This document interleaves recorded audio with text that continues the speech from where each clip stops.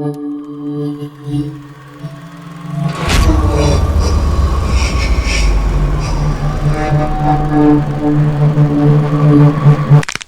back and get comfortable. I have a few stories to share with you.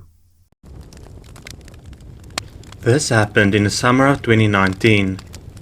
I was out late with my friend one day. After we parted, I had to take a bus. When I got out of it, I still had to walk for like 15 minutes to get to my dorm. The location isn't super shady or anything. It's a pretty busy straight road. There are always cars driving there. There are houses right beside it.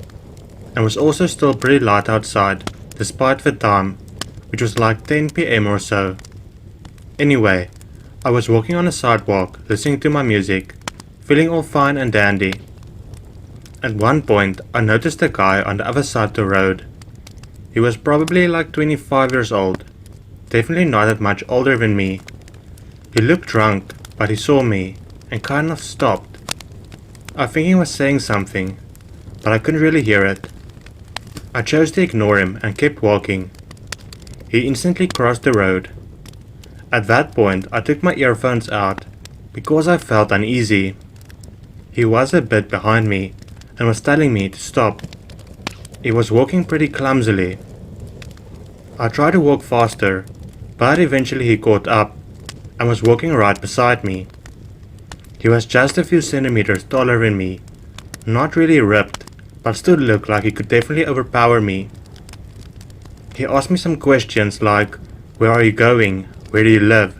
Something like that. He said he wants to invite me to dinner. I just answered in a vague fashion and tried to walk faster. All of this time, he was repeatedly saying that I have to stop and just wait, just talk to him. I didn't stop for a second. I felt like something bad would happen if I did. I noticed that there were still no other people on the road, only some cars passing.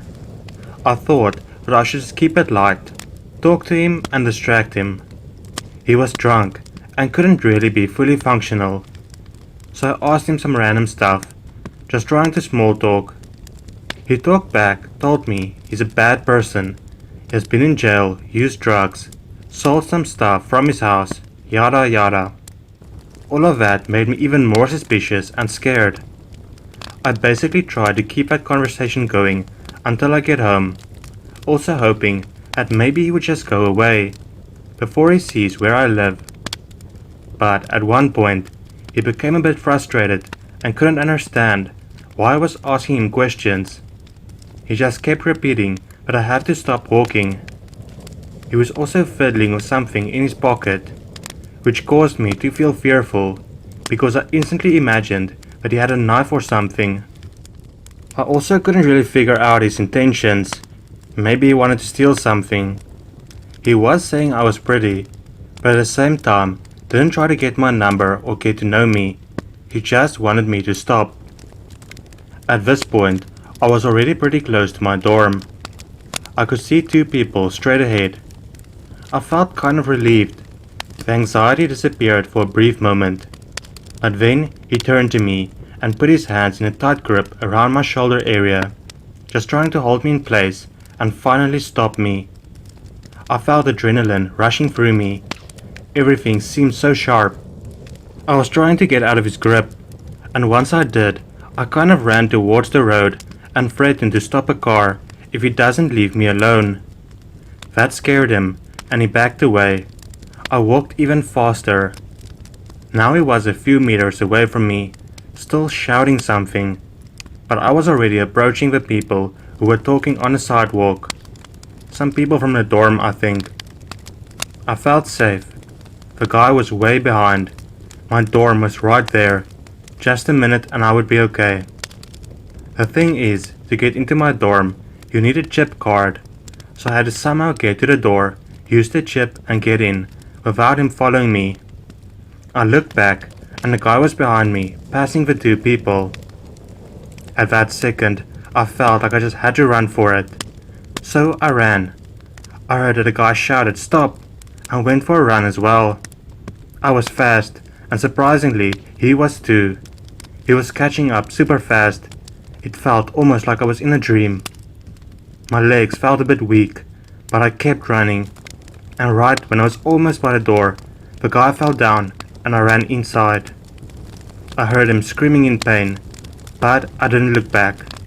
I ran to my room, locked the door, and kind of broke down. My heart was beating super fast. I couldn't breathe. I took a moment to calm down. I looked out the window and could see him lying there on the ground. I probably should have called the police instead, but I didn't really want to go through the trouble at that point. After a few minutes, he got up and sat in the grass facing the door. He was probably waiting for me to walk out, or waited for someone to come out so he could get in. But after a short moment, he got up, walked around a bit, and disappeared around the corner. The next day I was super scared to go out, and still a bit jumpy. I saw him again after a couple of weeks in a bus. He was drunk again, and I think he saw me too, but didn't follow me this time.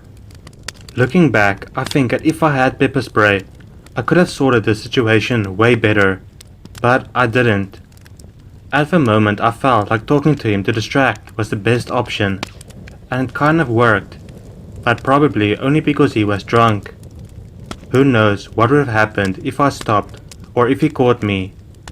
I felt kind of guilty that I didn't call the police too, because he could have harmed someone else. Either way, random guy ran after me. Let's not meet ever again.